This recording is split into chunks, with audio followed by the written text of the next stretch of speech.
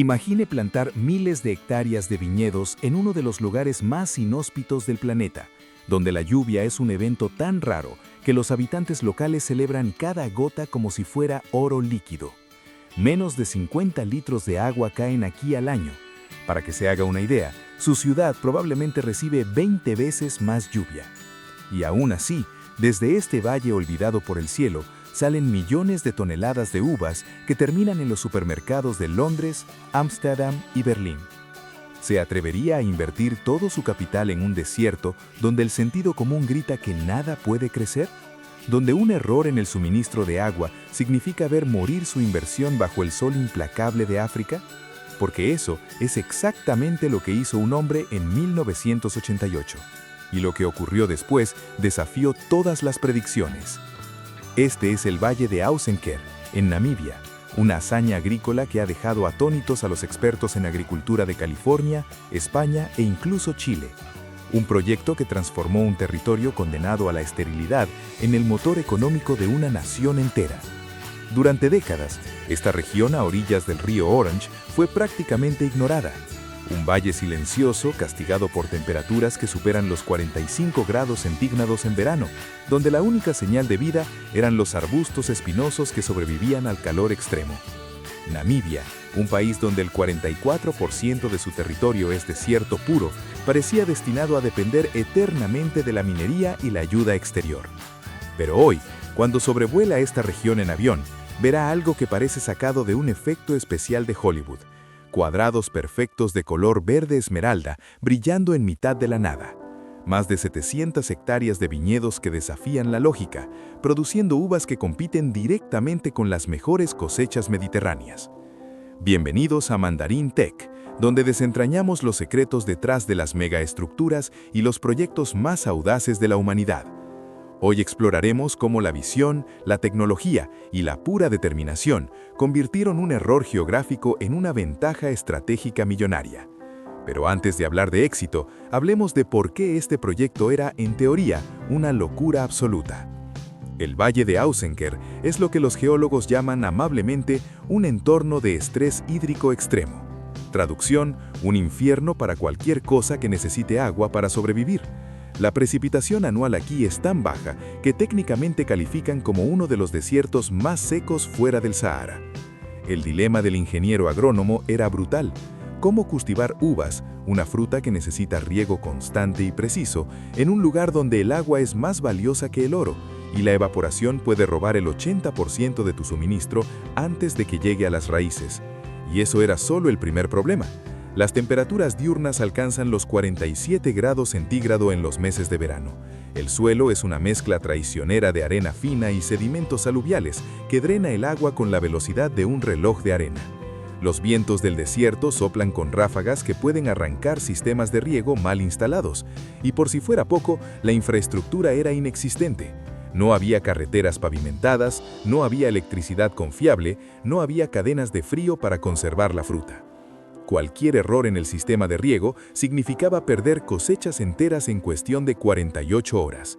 Un fallo en el suministro eléctrico podía arruinar toneladas de uvas ya cosechadas esperando refrigeración. Un cálculo equivocado en los nutrientes del suelo podía resultar en frutas sin el calibre necesario para los mercados europeos. Y aquí está el detalle más aterrador. Todo esto tenía que funcionar a la perfección desde el primer día. No había margen para experimentos graduales.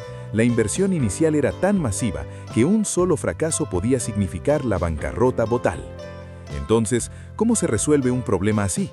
¿Cómo se construye un oasis productivo donde la naturaleza ha decidido que no debe existir? La respuesta tiene nombre: Dušan Vasiljević. En 1988, cuando la mayoría de los inversores huían de Namibia debido a la inestabilidad regional, este emprendedor vio algo que nadie más podía ver. Mientras otros miraban arena y calor, él vio una ventana de oportunidad temporal única. Vasiljević entendió algo crucial. El hemisferio sur tiene su verano cuando Europa está en invierno. Eso significa que las uvas namibias pueden madurar y cosecharse en noviembre y diciembre, justo cuando los consumidores europeos están desesperados por fruta fresca y los precios alcanzan su punto más alto del año. Pero reconocer una oportunidad no es lo mismo que materializarla. La primera barrera fue conseguir financiamiento. Los bancos locales consideraban el proyecto demasiado arriesgado. Los inversores internacionales no confiaban en la estabilidad política de un país recién independizado. Vasilievich tuvo que hipotecar propiedades personales, negociar con funcionarios gubernamentales escépticos y convencer a agrónomos experimentados de que abandonaran empleos seguros para unirse a su experimento del desierto. Finalmente, con un presupuesto ajustado al límite, plantó las primeras 150 hectáreas en 1989. Los expertos predijeron fracaso rotundo. Los periódicos locales se burlaron abiertamente. Hasta sus propios trabajadores dudaban en privado. Pero en 1991 ocurrió algo extraordinario. La primera cosecha produjo 1.000 toneladas de uvas de calidad exportable. No fueron las mejores uvas del mundo, pero cumplieron los estándares europeos. Y lo más importante, llegaron a los mercados de Reino Unido y Holanda en el momento exacto en que no había competencia del hemisferio norte. Los márgenes de ganancia fueron espectaculares. Ese primer éxito atrajo atención inmediata. Lo que había comenzado como la apuesta desesperada de un hombre se convirtió en un caso de estudio empresarial. La Namibia Grape Company, NGC, se formó para expandir las operaciones. El gobierno nacional, viendo el potencial de exportación, comenzó a invertir en infraestructura vial y energética. Pero el verdadero desafío técnico apenas comenzaba. A. El sistema de riego, gota a gota contra el infierno. Para que este proyecto funcionara, los ingenieros necesitaban resolver el problema del agua con precisión quirúrgica. La solución vino de Israel, un país que literalmente escribió el manual sobre agricultura en el desierto.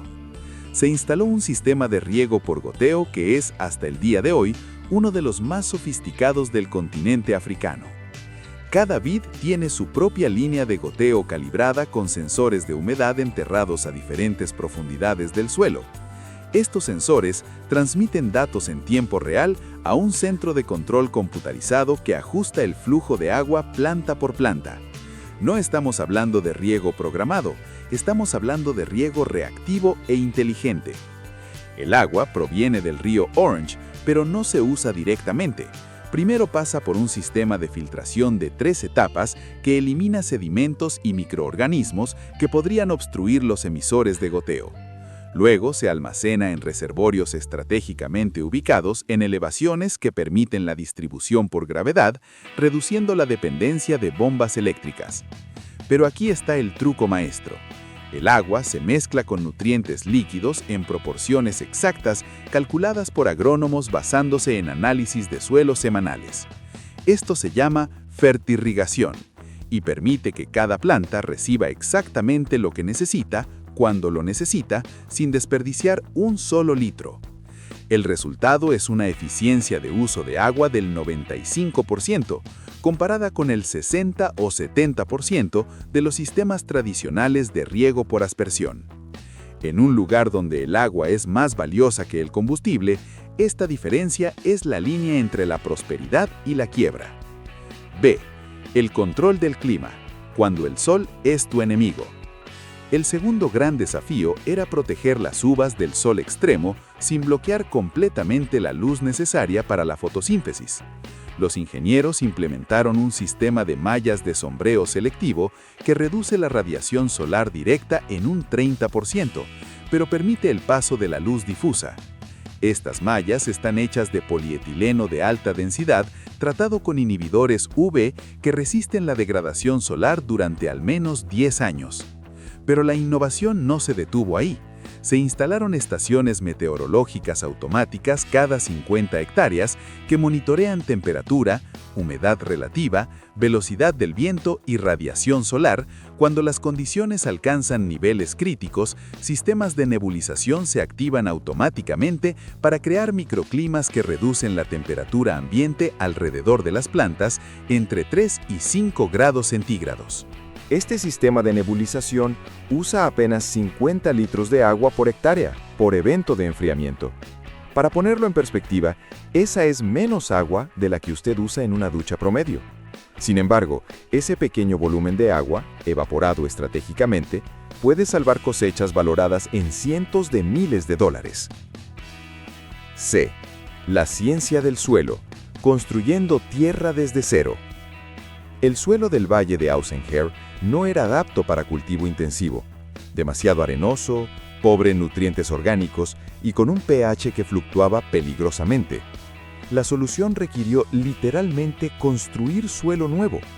Se importaron miles de toneladas de compost orgánico y se mezclaron con el suelo existente usando tractores especializados que trabajaban a profundidades de hasta 80 centímetros. Se agregaron minerales traza, zinc, boro, manganeso, elementos que existen en cantidades minúsculas pero que son críticos para el desarrollo de la vid. Pero la verdadera genialidad estuvo en la gestión del pH. El suelo naturalmente alcalino requería acidificación controlada para que las raíces pudieran absorber nutrientes eficientemente. Los técnicos diseñaron un protocolo de acidificación gradual usando ácido sulfúrico diluido aplicado a través del mismo sistema de fertirrigación. Cada ajuste se monitorea mediante análisis de laboratorio mensuales. Los datos se comparan con plantaciones de referencia en California y Sudáfrica. Cuando se detectan desviaciones, se corrigen antes de que afecten la calidad de la fruta. D. La logística del tiempo, la carrera contra el reloj. Aquí está el detalle que separa a Namibia de sus competidores, la precisión temporal. Las uvas se cosechan a mano, racimo por racimo, en las primeras horas de la mañana cuando las temperaturas son más frescas y el contenido de azúcar está en su punto óptimo.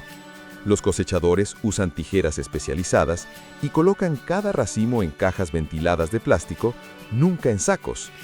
Desde el momento en que se corta el racimo hasta que llega a la cámara de refrigeración, no pueden pasar más de 90 minutos. Para lograr esto, se construyó una red de carreteras internas pavimentadas que conectan cada bloque de cultivo con las instalaciones de procesamiento. Las uvas se enfrían inmediatamente a 0 grados centígrados usando túneles de frío forzado. Luego se clasifican automáticamente por calibre, color y firmeza usando máquinas de visión artificial importadas de Italia. Solo los racimos que cumplen especificaciones exactas se empaquetan para exportación. Desde la cosecha hasta el embarque en el puerto de Ciudad del Cabo hay un máximo de 36 horas. Compare eso con otros países donde pueden pasar 4 o 5 días. Esta velocidad se traduce en uvas más frescas, con mayor vida útil en los supermercados europeos y por lo tanto, precios premium. A. Los números que cambiaron una nación. Hoy, la industria de la uva en el Valle de Ausenherr genera más de 150 millones de dólares anuales en exportaciones directas. Emplea a más de 5.000 personas durante la temporada alta de cosecha en un país con una población de apenas 2.5 millones de habitantes. Pero los números no cuentan toda la historia. Antes del proyecto, la región tenía una tasa de desempleo superior al 70%. Las familias dependían de agricultura de subsistencia que apenas producía para autoconsumo. No había escuelas secundarias, ni clínicas médicas, ni infraestructura básica. Hoy, Ausenherr tiene escuelas con programas de capacitación agrícola financiados por las empresas productoras. Tiene clínicas con médicos permanentes. Tiene electricidad 24 horas y conectividad a Internet. Los salarios promedio en las plantaciones son 3 veces superiores al salario mínimo nacional. Lo que antes tomaba 5 horas de viaje por caminos de tierra para llegar al hospital más cercano, ahora se completa en 45 minutos por carreteras pavimentadas construidas con inversión público-privada. B. La ventaja temporal, cuando el calendario es tu mejor aliado. Pero la verdadera genialidad estratégica de Namibia no está solo en cultivar uvas en el desierto. Está en cultivarlas en el momento exacto en que nadie más puede.